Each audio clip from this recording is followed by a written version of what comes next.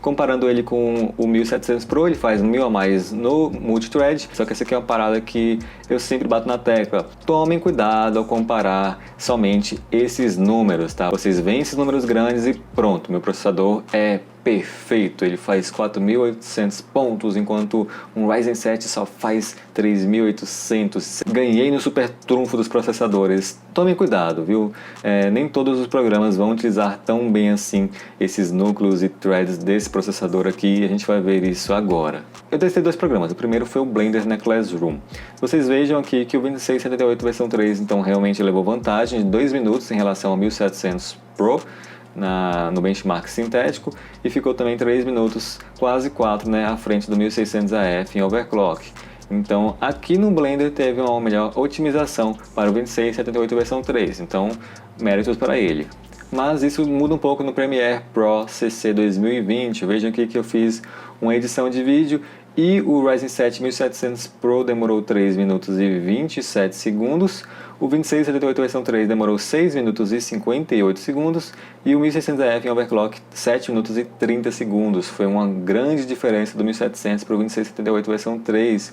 O 2678 ficou bem parecido com o 1600AF em overclock. Então veja só que em alguns programas, certos programas, aquela grande quantidade de núcleos e threads pode não ser revertida em desempenho nesses próprios programas. Já em jogos eu testei aqui 3 jogos, 2 com benchmark e o outro sem benchmark, tentando uma coisa nova para vocês. O primeiro foi o Forza Horizon 4, coloquei na qualidade gráfica alta, já gera uma grande quantidade de FPS.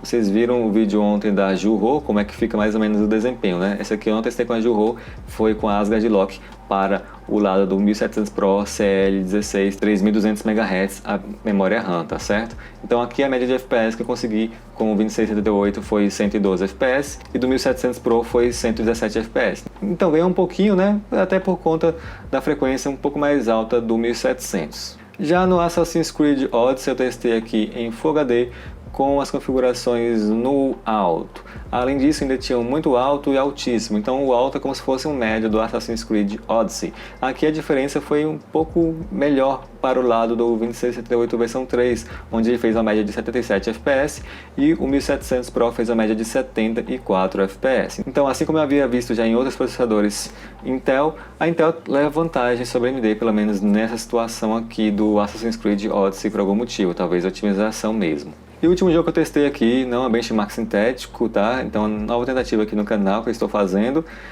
Esse aqui é o Need for Speed Heat, coloquei ele em Full HD com tudo no Ultra. Ainda assim, vocês vão ver que em certos casos não vai chegar nem aos 60 FPS, por exemplo, na largada, tá? Mas depois o FPS fica na média mesmo dos 60, tá? Isso é mesmo, só na largada que acontece isso, por isso que eu resolvi testar esses processadores dessa forma. E vejam também que eles não chegam aos nem 80% direito do uso de placa de vídeo, então tá tendo aqui gargalo para ambos os casos, tá? Ainda não achei processadores aqui que coloquem 100% de uso na RTX 2060 nesse jogo aqui. Enfim, a média de FPS para o 2678 foi de 64 e do 1700 Pro foi 66. Ficou bem parecido, pelo menos no Need for Speed, né? Vamos ver se eu consigo algum processador que faça uma média bem mais alta do que esses dois conseguiram.